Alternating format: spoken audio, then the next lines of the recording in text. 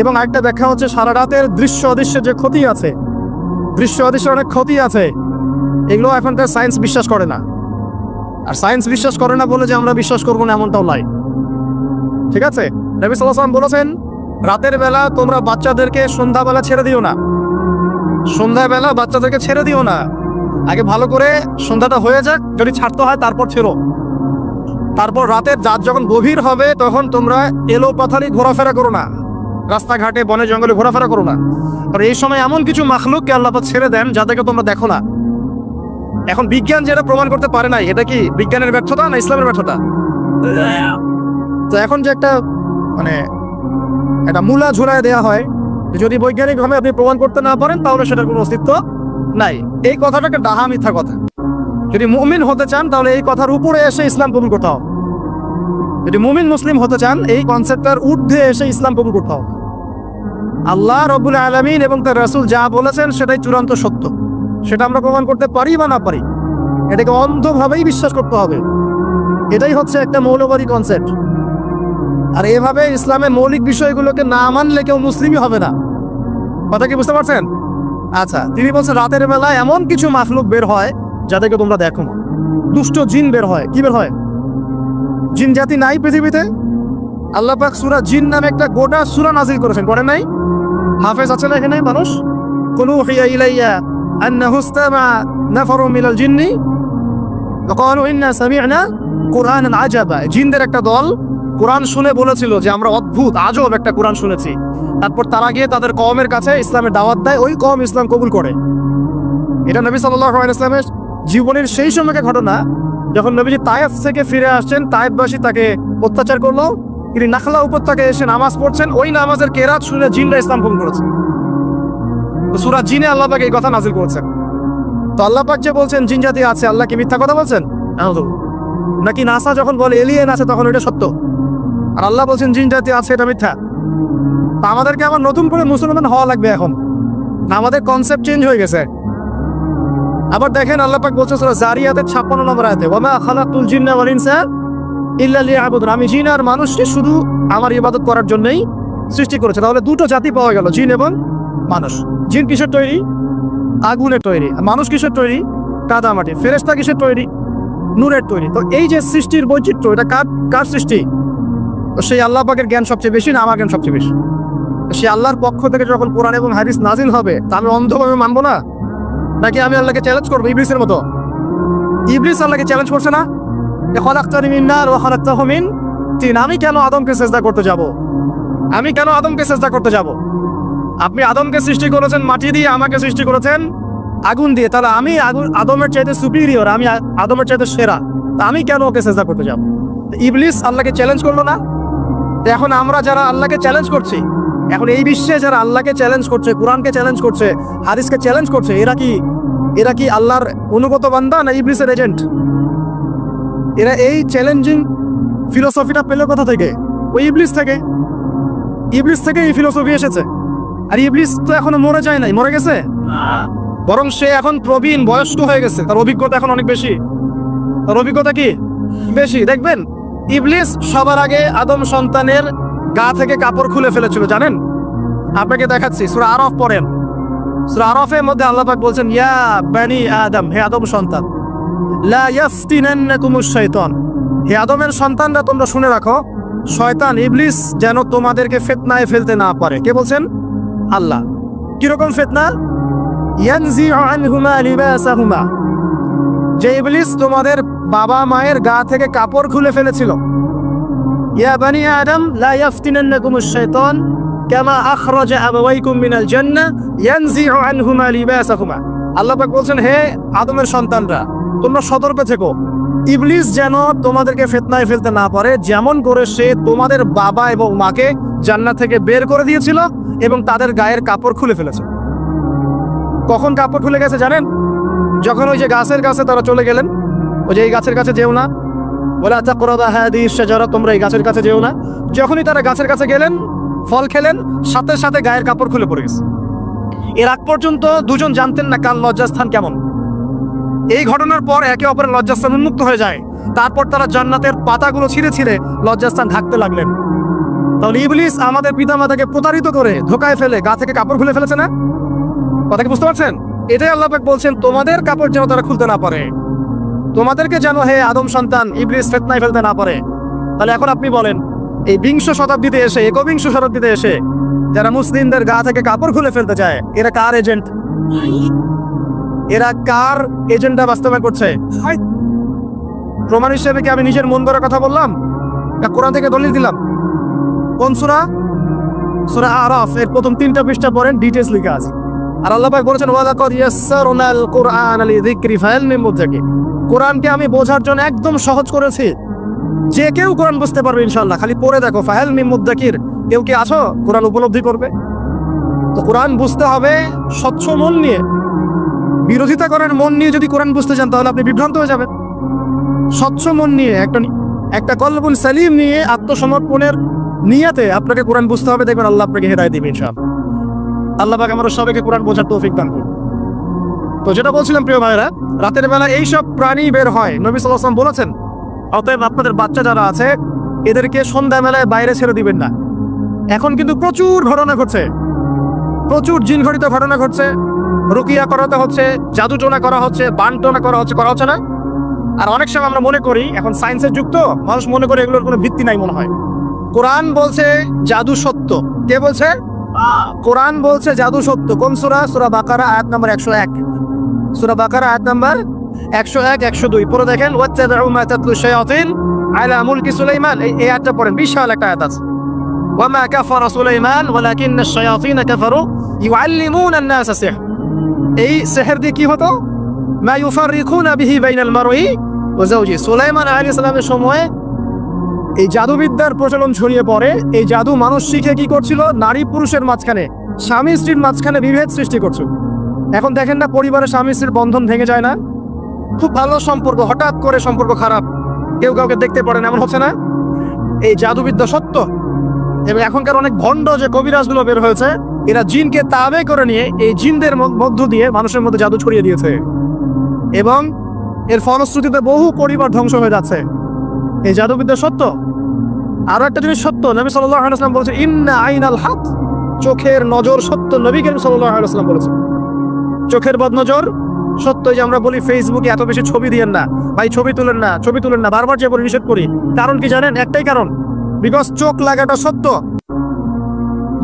মানুষের চোখ লাগে, এই কথা শুনলে অনেক মজুমদাররা হাসবে না? কথা বুঝতে পারেন নাই? কিন্তু এটা সত্য, কারণ নবী করিম সাল্লাল্লাহু আলাইহি ওয়াসাল্লাম যা বলেছেন সাদাকাল্লাহু ওয়া সাদাকা রাসূলুহুল কারীম। নবী যা বলেছেন, আল্লাহ যা বলেছেন, চিরায়ত সত্য, এর বাইরে কোনো সত্য আছে? আচ্ছা দেখেন, আমি বললাম যে জাদুবিদ্যা সত্য। এই জাদুবিদ্যার চর্চা মানুষ করে, এখনো করে, এবং এই জাদু দিয়ে মানুষের ক্ষতি করার জন্য জিনের প্রয়োজন হয়, দুষ্ট জিন। এই জিনগুলোকে মানুষ তাবে করে মানুষের ক্ষতি করার চেষ্টা করে। দেখবেন এখন গ্রামে গঞ্জে শহরে সব জায়গায় ছড়িয়ে পড়েছে না? দেখবেন, খুব সতর্ক থাকবেন। আমি পরে সলিউশন বলছি আপনাদেরকে। আরেকটা বলেছি, নবী সাল্লাল্লাহু আলাইহি ওয়াসাল্লাম বলেছেন চোখের বদনজর এমন সত্য যে একটা উটকে এই রান্নার ডেকচির মধ্যে ঢুকাই ফেলতে পারে। একটা উট খুব সুন্দর, ভালো, আপনি দেখছেন মাশাআল্লাহ বলেন নাই, নজর লেগেছে, উটটা মারা গেছে দেন, তারপর তাকে জবাই করে খেয়ে ফেলতে হয়েছে। একজন সাহাবী গোসল করছিলেন, গোসল, এটা হাদিস সহিহ, আলেম ওলামা যারা আছেন তারা জানেন যে এই হাদিস সহিহ। একজন সাহাবী গোসল করছেন, তার গায়ের চামড়াটা খুব সুন্দর ছিল, একদম স্কিনটা অনেক সুন্দর থাকে না এমন কিছু মানুষ? আচ্ছা, এখন আরেকজন সাহাবী এই গোসল দেখছেন দূর থেকে, দেখে বলছেন যে কি চমৎকার তার শরীরের রংটা, যেন কুমারী নারীর মতো, অনেকটা এমন একটা কথা তিনি বলেছিলেন। সাথে সাথে এই সাহাবী অজ্ঞান হয়ে পড়ে গেছে। কোন সাহাবী? যিনি গোসল করছিলেন। আর এটা আপনি কোনো ব্যাখ্যা দিতে পারবেন না। তো এখানে কোনো সায়েন্স দিয়ে বা মেডিকেল সায়েন্স আপনি কোনো ব্যাখ্যা করতে পারবেন না। একটা ব্যাখ্যা দিতে পারেন, কিন্তু কেন সেটা হবে সেটা আপনি অ্যান্সার খুঁজে পাবেন না। তো নবী সাল্লাল্লাহু আলাইহি ওয়াসাল্লামের কাছে নিয়ে যাওয়া হলো তাকে। তিনি বললেন যে এই ব্যক্তির ব্যাপারে কি কেউ ভালো মন্দ কিছু বলেছিল? তখন একজন সাহাবী বললেন হ্যাঁ, অমুকে বলেছে এর স্কিনটা অনেক সুন্দর, ওকে ডেকে নিয়ে আসো। ওকে ডেকে আনা হলো। ডেকে আনার পর নবীজি তাকে অনেক শাসালেন, তোমরা তোমাদের ভাইদেরকে কি মেরে ফেলতে চাও? তখন এই সাহাবী তো অবাক, আমি আবার কখন মারতে চাইলাম ইয়া রাসূলুল্লাহ? আমি তো মারতে চাই নাই, আমি তো খালি বলেছি যে তার গায়ের রংটা অনেক সুন্দর। তখন তিনি বললেন কেন তুমি সুবহানাল্লাহ বললে না, কেন তুমি মাশাআল্লাহ বললে না? যখন মাশাআল্লাহ বলবেন, সুবহানাল্লাহ বলবেন, নজরটা লাগবে না। আর যখন আপনি মাশাআল্লাহ বলবেন না, সুবহানাল্লাহ বলবেন না, দেখবেন নজর লেগে গেছে। আপনি বিশ্বাস করেন ব্যবসা খুব ভালো চলছে, মানুষ বললো যে বাহ, তোর তো ব্যবসা হেভি, লালে লাল শাহজালাল, ঠিক আছে, দেখবেন আপনার কেনা বেচা বন্ধ হয়ে গেছে। এরকম হবে, আমার কথাটা বিশ্বাস করেন। এটা কিন্তু সায়েন্স প্রমাণ করতে পারবে না, আল্লাহ এবং তার রাসূল বলেছেন, তার উপরে কোনো সত্য নেই। আছে সূরা কাহফ 29 নম্বর আয়াত পড়ে দেখেন, আল্লাহ পাক বলছেন ওয়াকুলিল হাক্কু মির রাব্বিকুম, সত্য সেটাই যা তোমার রবের পক্ষ থেকে আসে। ফামান শাআ ফালইউমিন, যার ইচ্ছা হয় বিশ্বাস করুক, ওয়ামান শাআ ফালইয়াকফুর, যার ইচ্ছা হয় সে অস্বীকার করুক। এই কারণে আমরা বলি ফেসবুকে এত বেশি ছবি দেওয়া, এই আইওয়াশ করা, এই যে শোডাউন করা, হ্যাঁ, ইসলামের কিছু কাজ করলেন একদম মানুষকে না দেখাইতে পারলে ঘুম হচ্ছে না, এগুলো বন্ধ করেন, এগুলো বন্ধ করে দেন আল্লাহর ওয়াস্তে। অফলাইনে কাজ করেন, নিজেকে গোপন করার চেষ্টা করেন। যত বেশি মানুষের কাছে নিজেকে এক্সপোজ করবেন, কাজের বরকত কমে যাবে, কাজের বরকত কমে যাবে, চোখ লাগবে, নজর লাগবে। এবং চোখ লাগায় বদ নজরে বহু আলেম আস্তে আস্তে মাঠ থেকে মাইনাস হয়ে গেছে না, যায় নাই? এখন কি আলেমদের সংখ্যা বেশি না কম? যত দিন যাবে আলেমের সংখ্যা আরো কমে যাবে। নবীজি বলেছেন আলেমদের সংখ্যা কমতে থাকবে, মানুষ জাহেলদেরকে আলেম বানিয়ে নিন। তো প্রিয় ভাইরা, জাদুবিদ্যা সত্য, চোখের বদনজর সত্য, রাতের এই অনিষ্টগুলো সত্য, রাতের বেলা অনেক ক্ষতি আছে। এই জন্য নবীজি বলছেন বাচ্চাদেরকে বাইরে বের করো না, এবং তোমরাও রাত যখন গভীর হবে তখন এদিক ওদিক ঘোরাফেরা করো না। দেখবেন রাত যত গভীর হয় আমাদের শহরগুলো তত জীবিত হয়, তাই না? তাই না? রাত যত গভীর হচ্ছে শহর তত জীবিত হয়। চায়ের দোকান আড্ডা বেশি, ওই সিনেমা দেখছে, টিভি দেখছে, ক্যারাম খেলছে, লুডো খেলছে, ঘুম নাই। ঘুম কখন? ফজরের আগে আগে। ফজরের নামাজ কিন্তু নাই, ফজরের ঠিক আগে আগে আবার ওই যে জোহরের নামাজের সঙ্গে উঠতেছে। এখন আমাকে বলেন, এরকম জেনারেশনকে দিয়ে কি আসলে ইসলামের কোনো খেদমত হবে? না। আচ্ছা, নবীজি রাতের বেলা আর্লি ঘুমাতেন। আল্লাহ পাক আমাদের সবাইকে তাড়াতাড়ি ঘুমানোর তৌফিক দান করুন। হ্যাঁ, আপনি ইলম চর্চা করলে রাত জেগে থাকতে পারেন, আপনি যদি জ্ঞান চর্চা করেন রাত জাগতে পারেন, আপনি কোনো গবেষণা করছেন, নামাজ পড়ছেন বা কোরআন হিফজ করছেন, আপনি রাতের আর্লি উঠবেন, এটা আলাদা বিষয়। কমন ভাবে আমাদের এই যে ফেসবুক, ইউটিউবিং ইত্যাদিতে আমরা লিপ্ত থাকি, সারা রাতটা কাটে আড্ডাবাজি করে, এগুলো বন্ধ করতে হবে। এগুলো বন্ধ না করলে ফিজিক্যালি আমরা মানে সুস্বাস্থ্যের অধিকারী হতে পারবো না। সারা দিনটা আমাদের একটা কি বলবো অলসতার ভাবে যাবে, এবং দিনের বেলা কাজগুলো ব্যাহত হবে। এতে করে আমাদের উম্মার এই পুরো বড় যে তরুণ প্রজন্ম আছে, এদেরকে আপনি সম্পদে পরিণত করতে পারবেন না। তাই এই সিস্টেমটা চেঞ্জ করা দরকার। নবীজি রাতের বেলা এই সূরা বাকারার শেষ 3টা আয়াত তেলাওয়াত করতেন, আমরা করবো ইনশাআল্লাহ। আরেকটা আমল বলে দেই, নবী করিম সাল্লাল্লাহু আলাইহি ওয়াসাল্লাম রাতের বেলা সূরা মুলক তেলাওয়াত করতেন। কোন সূরা এটা? কোন সূরা? তাবারাকাল্লাযী বিয়াদিহি, কয়টা আয়াত আছে? 30টা আয়াত আছে। নবীজি বলেছেন সাল্লাল্লাহু আলাইহি ওয়াসাল্লাম, এই সূরা আপনাকে কবরের আযাব থেকে বাঁচাবে ইনশাআল্লাহ। কবরের আযাব থেকে তো ভাই বাঁচা খুব সহজ থাকে। আমাদের মধ্যে এমন কেউ নাই, শোনেন, আমাদের মধ্যে এমন কেউ নাই, আলেম জালেম, মুফতি মুহাদ্দিস, রাজনৈতিক নেতা, পলিটিশিয়ান, বিরোধী দল, জাতি, তারপরে যে সরকার দল, যে আছে না কেন, কবরের শাস্তি ফেস করবেন এমন একটা মানুষ নাই, কেউ নাই পৃথিবীতে। এই যে আপনি দেখছেন ওই যে কি ইসরায়েলের প্রধানমন্ত্রী, ওই রাশিয়ার প্রধানমন্ত্রী, ও চায়নার সভ্যতা, পশ্চিমা সভ্যতা, এমন কেউ নাই পৃথিবীতে এখন যাকে কবরের শাস্তি ভোগ করতে হবে না। আছে? সবচেয়ে লঘু শাস্তি, মানে লঘু চাপ, এটা বলতে গেলে আসলে আমি ভাষা হারাই ফেলি। তারপরে বলছি আল্লাহ পাক আমাদের সবাইকে হেফাজত করুন, আমিন। একজন সাহাবীর নাম সাদ বিন মুয়াজ। কি নাম? নবী করিম সাল্লাল্লাহু আলাইহি ওয়াসাল্লামের সাথে একদম ডান হাত হয়ে যুদ্ধ করেছেন দীর্ঘদিন। বদর তিনি বীর সেনা, উহুদের বীর সেনা, ঠিক আছে, খন্দকের যুদ্ধেও বীর বিক্রমে যুদ্ধ করেছেন। তিনি আনসার সাহাবী, একদম মদিনার নেতা সাহাবী। সব সাহাবী কিন্তু একরকম নন, কেউ ছিলেন নেতৃস্থানীয় সাহাবী, তিনি ছিলেন একজন নেতৃস্থানীয় সাহাবী, ঠিক আছে, সাদ বিন মুয়াজ। নবী করিম সাল্লাল্লাহু আলাইহি ওয়াসাল্লাম এত ভালোবাসতেন তাকে, এত ভালোবাসতেন যে তাকে নিজের মনে করতেন, যে সাদ বিন মুয়াজ আনসাররা আমার নিজের। চারটাখানি কথা। এই সাহাবীর খন্দকের যুদ্ধে এই যে হাতের এই দিকে, সম্ভবত হাতের এই রগের মধ্যে একটা তীর এসে লাগে এইখানে, এবং তীরটা তিনি বের করতে গিয়ে রক্তটা ছিঁড়ে যায়। এরপর ফিনকি দিয়ে রক্ত বের হওয়া শুরু হয়। চিকিৎসা করে করে রক্ত বন্ধ করা যায় নাই, এবং এই রক্তে প্রবাহিত রক্তেই আল্লাহর ইচ্ছায় তিনি শাহাদাত বরণ করেন, তিনি ইন্তেকাল করেন। নবী করিম সাল্লাল্লাহু আলাইহি ওয়াসাল্লাম প্রচন্ড ব্যথিত হন, মানে মনটা তার খুব নরম হয়ে যায় সাদ বিন মুয়াজ রাদিয়াল্লাহু আনহুর জন্য। তো এই সাহাবীর যখন জানাজার নামাজ পড়ানো হচ্ছে, নবীজি বলছেন 70,000 ফেরেশতা তার নামাজে অংশ নিয়েছে। এই সাহাবীকে যখন কবরে শোয়ানো হয়েছে, নবী করিম সাল্লাল্লাহু আলাইহি ওয়াসাল্লাম পরে জানিয়েছেন, কবরের যে মৃদু চাপ, সাদ বিন মুয়াজ রাদিয়াল্লাহু আনহুর কবরেও সেই মৃদু চাপ দেওয়া হয়েছে। আমি কি বুঝাতে পারলাম ভাই? আমাদের কোনো দাম আছে এখন? এখনকার পলিটিশিয়ানদের কোনো দাম আছে? এখনকার সমাজ নেতার কোনো দাম আছে? এখনকার সুদখোরদের কোনো দাম আছে? এই ঘুষখোর দুর্নীতিবাজদের কোনো দাম আছে? আমরা যারা কাঠমোল্লা হয়ে আছি আমাদের কোনো দাম আছে? সাদ বিন মুআজ রাদিয়াল্লাহু আনহু না ছাড়ে, প্রশ্ন উত্তর পর্ব তাকে না ছাড়ে, আমরা পার পাবো? নবী করিম সাল্লাল্লাহু আলাইহি ওয়াসাল্লাম বলছেন সূরা মুলক তেলাওয়াত করো রাতের বেলা, ইনশাআল্লাহ সূরা মুলকের তেলাওয়াত কবরের আযাব থেকে তোমাকে বাঁচাবে। আর আমাদের তো ভাই কবরে সবাই সাথে যাবে না, গার্লফ্রেন্ড যাবে না, বাপ মা ভাই বোন সবাই যাবে না। একজন ব্যক্তি সুদ খাচ্ছে, জিজ্ঞাসা করে দেখেন কেন খায়, বলবে তার সন্তানের জন্য খায়, তার বউয়ের জন্য খায়, তার বাবা মাকে দেখতে হবে তাই খায়, তাই না? একজন ব্যক্তি ঘুষ খায়, বলবে আমার পরিবারের জন্য খাই। একজন দুর্নীতি করছে, পুকুর চুরি করছে, বলবে দুর্নীতি করছে আমার পরিবারের জন্য খাই, পরিবার ভালো থাকবে। সবার একই এক্সকিউজ, যে পরিবার যেন ভালো থাকে, আমার সন্তানরা যেন ভালো থাকে, আগামী প্রজন্মের জন্য কিছু রেখে যেতে পারি, তাই না? এরকম একটা মানুষও কি আপনার সাথে কবরে যাবে? আর এই বোকা মানুষ কেন বোঝে না যে আপনার কবরে আপনাকেই যেতে হবে? তাহলে আপনি কি কারণে, অন্যের কারণে নিজের পরকাল নষ্ট করছেন? অন্যের সুখের জন্য আপনি আপনার পরকাল নষ্ট করছেন। সুদ খাচ্ছেন, দিব্যি মায়ের সাথে জানা করছেন। আপনাদের এলাকায় নাকি সুদের সমস্যা অনেক বেশি। কয়েকটা হাদিস বলে দেই, আমি ওদেরকে আক্রমণ করতে আসিনি, আমি শুধু তাদেরকে 3টে হাদিস শোনাতে এসেছি। 1 নম্বর হাদিস শোনেন, আল্লাহর নবী মুহাম্মদ সাল্লাল্লাহু আলাইহি ওয়াসাল্লাম বলেছেন সুদের পাপের 73টা শাখা আছে। কয়টা? কোন হাদিসে 70টাও আছে, কোন হাদিসে 73টা আছে। বলছেন যে সবচেয়ে নিচের শাখাটা হচ্ছে, সুদের পাপের সবচেয়ে নিচের শাখা হচ্ছে যে যেন কোনো ব্যক্তি তার মাকে রেপ করলো, তার মাকে ধর্ষণ। 1 দিরহাম যে ব্যক্তি সুদ খায়, সহিহ বুখারীতে আরেকটা হাদিস এসেছে, সে যেন 36টা মেয়েকে ধর্ষণ করলো। আর আমি একটা কথা বানায় বলছি না, যদি বিশ্বাস না হয় কবি মাদ্রাসা আছে, আলেম ওলামা আছে, গিয়ে বুখারী খুলতে বলেন, পড়তে বলেন। তাহলে একবার পড়তে বলেন, দেখেন যদি না থাকে তাহলে আমাকে এর সাথে থাপ্পড় দিয়ে যায়। যদি না থাকে হাদিস এটা, তাহলে আমার গালে একটা থাপ্পড় দিয়ে যায়। আর যদি থাকে তাহলে আল্লাহর রাসূল সুদ খাওয়া ছেড়ে দেন। কোনটা করবেন? চ্যালেঞ্জ করবেন? নবীজি বলেছেন একটা দিরহাম যে ব্যক্তি সুদ খায়, দিরহাম মানে কি? রৌপ্য মুদ্রা। এটা এখন দেখতে পারবেন না, জাদুঘরে আছে। এখন দেখবেন সব বিকাশ, রকেট, ইলেকট্রনিক মানি। এখন দেখবেন কাগজের মানি সব। এক সময় ছিল দিরহাম, কি ছিল? ওই যে বিখ্যাত একজন খলিফা ছিলেন হারুন আর রশিদ, নাম শুনেছেন? বলা হয় যে হারুন আর রশিদ আব্বাসীয় খলিফাতের সময় ছিলেন উনি। বলা হয় যে উনি প্রতিদিন 1000 দিরহাম মানুষকে দান করতেন, আর দৈনিক 100 রাকাত নফল নামাজ পড়তেন। ওই যে দিরহাম মানে একটা রৌপ্য মুদ্রা।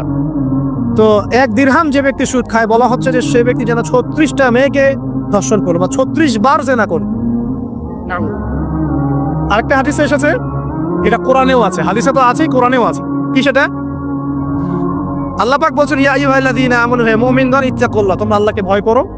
ওয়া যারু মা বাকিয়া মিনার রিবা, সুদের অবশিষ্ট যে টাকা পয়সাগুলো আছে, চক্রবৃদ্ধি হারে যে সুদ খাচ্ছ, ছেড়ে দাও, ছেড়ে দাও। কারণ ওয়া ইন লাম তাফআলু, যদি তোমরা এটা না করো তাহলে ফাযারু বিহারবি মিনাল্লাহি ওয়া রাসূলি, তাহলে আল্লাহ এবং তার রাসূলের সাথে যুদ্ধের ঘোষণা শুনে রাখো। এই যে সুদের ব্যাপারে সবচেয়ে উঁচু শাখাটা হচ্ছে এটা। সবচেয়ে উঁচু শাখা হচ্ছে যে ব্যক্তি সুদ খাচ্ছে, যে দিচ্ছে, যে লিখে রাখছে এবং যে সাক্ষী থাকছে, 4 জনকে নবীজি বলেছেন সমান পাপী। হচ্ছে নবীজি বলছেন নিসাউন, এক শ্রেণীর মহিলা আসবে, আমি দেখি নাই। মানে ওই যুগে ছিল না, আইয়ামে জাহেলিয়াতের বর্বর যুগেও এরকম মেয়ে ছিল না। তার মানে বুঝতে পারছেন, আইয়ামে জাহেলিয়াতের যে যুগটাকে এখন বর্বর বলে না, বর্বর, সেকেলেও, মধ্যযুগীয়, এইসব কথা বলে না, ওই যুগেও এই মানুষগুলো ছিল না। নবীজি বলছেন আমি দেখি নাই, লাম্বা রাহুমা, আমি ওদেরকে দেখি নাই। তারা কারা? নিসাউন, এক শ্রেণীর মহিলা, কাসিয়াতুন আরিয়া, যারা কাপড় করবে বাট নগ্ন থাকবে, কাপড় করবে কিন্তু নগ্ন থাকবে। মুমিলাত মাইলাত, নিজেও মানুষকে আকৃষ্ট করবে আবার নিজে আকৃষ্টও হবে। লা ইয়াজিদনা রিহাল জান্নাহ, তারপর একটা কি জানি, তারা জান্নাতে, লা ইয়াদখুলনাল জান্নাতা ওয়া লা ইয়াজিদনা রিহাহা, তারা জান্নাতে যাবেও না, জান্নাতের গন্ধও পাবে না। নেন এবার এখন দেখেন, একটু ভেবে দেখেন যে আমার ঘরে কি সেরকম মেয়ে আছে কিনা, আমার ঘরে সেরকম বোন আছে কিনা, আমার ঘরে তেমন ওয়াইফ আছে কিনা। এখন যদি আপনি আল্লাহ এবং তার রাসূলকে সর্বোচ্চ অগ্রাধিকার দেন, আল্লাহর রাস্তায় ওদেরকে ঠান্ডা মাথায় বোঝানোর চেষ্টা করেন, বোঝান তারা, তাদের ফাংশনটা কি, দুনিয়াতে ওদের ফাংশন কি, দুনিয়াতে মেয়েদের ফাংশনটা কি, একটা পরিবারে একটা মেয়ের ফাংশন কি, স্বামী স্ত্রীর সম্পর্কের মধ্যে মেয়ের ভূমিকা কি, স্ত্রীর ভূমিকা কি, এগুলোকে বুঝান। তবে হ্যাঁ, এক শ্রেণীকে আপনি বুঝিয়ে কুল পাবেন না। তারা কারা সেটাও হাদিসে এসেছে, শেষ জামানার হাদিস এটাও আছে। দাজ্জালের শেষ অনুসারী হবে এক শ্রেণীর মেয়ে, যাদেরকে তাদের মুমিন পিতা, ভাই এবং স্বামী পরিবারের মধ্যে পর্দায় রাখতে পারবে না। তারা বাঁধন ছিঁড়ে বেরিয়ে চলে যাবে। তারা অনেক আগেই চলে গেছে, তার মানে দাজ্জাল আসার সময়ের ব্যাপার মাত্র। আর যে দেশে আসবে সেই দেশটা এখন অনেক শক্তিশালী, যেদিক দিয়ে বের হবে ওইদিকে এখন দেখেন আবার ইরানের মধ্যে কি চলছে, সবকিছুই রেডি এখন, সব সময়ের ব্যাপার। আসেন শেষ করে দেই, অনেক লম্বা না করি, 10 মিনিট সময় নিচ্ছি। যে না, আমারও তো একটা ভাই ব্যাপার আছে না, বিনা হাতিয়াতে এত লম্বা আলোচনা হইব না, ফ্রি সার্ভিস চলবে না। আচ্ছা আসেন শেষ করি। আমরা কোথায় ছিলাম? রাতে। পরিস্থিতি বোঝেন, পরিস্থিতি বুঝলে আমাদের করণীয় বের হয়ে আসবে। করণীয় আমি অনেক দিন বলেছি, জ্ঞান অর্জনের কোনো বিকল্প নাই, জ্ঞান অনুযায়ী আমলের কোনো বিকল্প নাই, আদর্শ পরিবার গড়ার কোনো বিকল্প নাই, পরিবারে মেয়েদেরকে পর্দায় রাখার কোনো বিকল্প আছে নাই। এমনকি আমাদের ছোট ছোট ছেলে মেয়ে যারা এখন জন্ম নিয়েছে, এদেরকেও ছোটবেলা থেকেই ইসলামের অনুশাসন দিতে হবে, না হলে বড় হয়ে বিগড়ে যাবে। এরা বিগড়াবে না? চতুর্দিকে ফেতনা, তো বিগড়ে যাবেই। হালাল রিজিকের কোনো বিকল্প নাই, দ্বীনের জ্ঞান অর্জন করে দ্বীনি মানুষদের সাথে থাকার কোনো বিকল্প নাই। একা একা থাকতে যাবেন না, দ্বীনের বুঝ আছে এমন মানুষের সাথে থাকবেন, একসাথে থাকবেন। যেখানেই থাকেন, যে নামেই হোক, একসাথে থাকেন, যে নামেই হোক। ইসলামে তো অনেক দলাদলি আছে না? আচ্ছা হোক, এটা নিয়ে এখন কথা বলার দরকার নাই, যে কোনো ব্যানারেই হোক থাকেন, অ্যাটলিস্ট আপনি ভালো মানুষদের সাথে থাকেন, এটা ভালো হবে ইনশাআল্লাহ। আল্লাহ চাইতে দেখবেন সবার মাঝে একসময় ঐক্য দিয়ে দিতে পারেন, আল্লাহ পারেন না? আর যারা ইন্টেনশনালি উম্মার ঐক্যে বিরোধী, এদেরকে আল্লাহ পাক ধ্বংস করে দিবেন ইনশাআল্লাহ, সমস্যা। কারণ আল্লাহ বলে একজন আছেন, তিনি সব দেখেন ইনশাআল্লাহ। আর হচ্ছে আপনার জ্ঞানটাকে ইসলামের কল্যাণে কাজে লাগান, আপনার সম্পদ, আপনার জানমাল, এটাকে ইসলামের কল্যাণে কাজে লাগান, দ্বীনের প্রচার প্রসার করতে থাকেন। আক্রমণাত্মক হবেন না, শৈথিলতাবাদী হবেন না, চরমপন্থী হবেন না, আবার এই যে গোলালু মার্কাও হবেন। গোলালু কি মানে? সব তরকারিতেই চলে। যখন দেখবে যে একটা বিষয় আসছে, আস্তে করে পাশ কেটে এমন একটা বিষয় নিয়ে কথা বলা শুরু করবে যেটার সাথে এখনকার বিষয় কোনো সম্পর্ক নেই। দেখবেন যে পুরো বিশ্বে একটা বিষয় চলছে, দেশ একটা বিষয় নিয়ে গরম, তখন দেখবেন কথা হচ্ছে মেয়েরা নেল পালিশ দিতে পারবে কিনা। আরে সুশুরি মার্কা ইসলাম নিয়ে চলার দরকার নেই।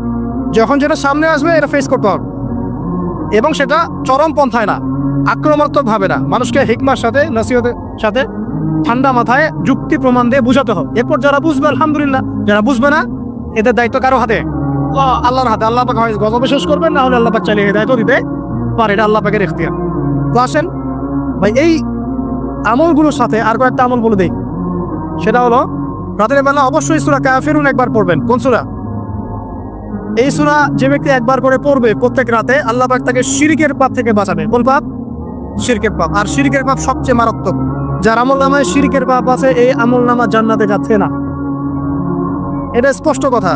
সূরা নিসার মধ্যেও আছে, অন্য অনেক জায়গাতেই আছে যে আল্লাহ পাক সব গুনাহ মাফ করতে পারেন, শিরকের গুনাহ মাফ করবে। তওবা করলে পড়লে আল্লাহ পাক মাফ, তওবা করে আবার ইসলামের দিকে আসতে হবে। আল্লাহ পাক তৌফিক এনায়েত করুন, আমিন। শিরকের পাপ থেকে বেঁচে থাকেন। আর শিরক সম্পর্কে জানার জন্য কিতাবুত তাওহীদ একটা বই আছে, এটা পড়ুন। রাত কিতাবুত তাওহীদ। তারপরে রাতের বেলা 33 বার সুবহানাল্লাহ পড়বেন, 33 বার আলহামদুলিল্লাহ পড়বেন, আর 34 বার আল্লাহু আকবার পড়বেন। ঠিক আছে? এরপরে আপনি রাতে আর্লি ঘুমিয়ে যান। যতটুকু সময় ঘুমিয়ে থাকবেন, এই সময়টুকু ইনশাআল্লাহ আপনার আমল নামায় ইবাদত বলে গণ্য হবে ইনশাআল্লাহ। যদি দেখেন রাতে বেলা দুঃস্বপ্ন দেখছেন, দুঃস্বপ্ন যদি দেখেন, তাহলে বাম দিকে 3 বার থুতু ফেলবেন, এভাবে আউযু বিল্লাহি মিনাশ শাইতানির রাজিম, এভাবে 3 বার থুতু ফেলবেন। মানে কারো গায়ে থুতু দিবেন না, থুতু ফেলার ভান করবেন। তারপরে পাশ পরিবর্তন করে ঘুমাবেন। ঠিক আছে? দুঃস্বপ্ন মানুষ দেখতে পারে, আর দুঃস্বপ্ন শয়তানের পক্ষ থেকে দেখানো হয়। আর যদি আপনি পবিত্র অবস্থায় ওযু করে ঘুমান, আমলগুলো করে ঘুমান, দরুদ শরীফ পড়তে পড়তে ঘুমিয়ে যান, বা আল্লাহুম্মা বিসমিকা আমুতু ওয়া আহইয়া পড়ে আল্লাহ জিকির করতে করতে ঘুমিয়ে যান, আপনি আল্লাহর হুকুমে সত্য স্বপ্নও দেখতে পারেন। এটাও হাদিসে আছে, সত্য স্বপ্ন বলে একটা বিষয় আছে। যদি সত্য স্বপ্ন দেখেন, ভালো স্বপ্ন যেটা আপনার মনের মধ্যে আনন্দ দিচ্ছে, তাহলে আপনি প্রিয় কোনো মানুষকে বলবেন, আপনার মা, আপনার স্ত্রী, বা আপনার কাছের কেউ। ঠিক আছে? আর দুঃস্বপ্ন দেখলে কাউকে বলতে যাবেন না, দুঃস্বপ্ন দেখলে কাউকে বলতে যাবেন না। যদি দুঃস্বপ্ন দেখেন, উঠে 2 রাকাত নফল নামাজ পড়ে আল্লাহর কাছে দোয়া করবেন, আল্লাহ এই স্বপ্ন আমি দেখেছি, এর অনিষ্ট থেকে আল্লাহ তুমি আমাকে বাঁচাও। প্রয়োজন একটু সাদাকা করবেন। আর দান সদকা তো এখন মানুষ কমিয়ে দিয়েছে নাকি? মানুষ সমিতিতে টাকা ঢালতে প্রস্তুত, আল্লাহর পথে দান করতে চায় না। তো এদের সম্পদে কোনো বরকত হবে না ইনশাআল্লাহ। যত বেশি আল্লাহর পথে দান করবেন, সম্পদ বাড়বে ইনশাআল্লাহ। তো এখন কিছু মানুষ বলবে যে ধর্ম ব্যবসা শুরু করলো মনে হয়, হ্যাঁ এটা তো ধর্ম ব্যবসায়ী, তারপর সমস্যা কি? ধর্মের মধ্যেই তো ব্যবসা আছে। ব্যবসা করলে ধর্মকেন্দ্রিকই করতে হবে। ব্যবসা যদি কেউ করতে চায় তাকে ধর্ম মেনেই করতে হবে। অমুসলিম হলে সে আলাদা বিষয়। কোনো মুসলমান যদি ব্যবসা করতে চায় তাকে ধর্ম মেনেই ব্যবসা করতে হবে। কি করতে হবে? মাপে কম দেওয়া যাবে না, সিন্ডিকেট করা যাবে না, তাই না? মাল মজুত করে বেশি দামে বিক্রি করা যাবে না। আছে না এগুলো নিয়ম? আছে না? আছে। যখন সমাজে একটা রেট চলছে, দাম চলছে, নিজে ইচ্ছা করে দাম বাড়িয়ে দেওয়া যাবে? যাবে না। তো যদি ব্যবসা আপনি করতেই চান তাহলে তো আপনাকে ধর্ম মেনেই করতে হবে। তো সমস্যা কোথায়? আর আল্লাহর পথে এইসব দান খয়রাত কি ধর্ম ব্যবসার মধ্যে পড়ে? এগুলো তো ইসলামের কল্যাণেই প্রয়োগ করা হবে। মসজিদ করার ক্ষেত্রে, মাদ্রাসা করার ক্ষেত্রে, মাহফিল করার ক্ষেত্রে, দিনের প্রচার প্রসারের স্বার্থেই এগুলো করা হবে।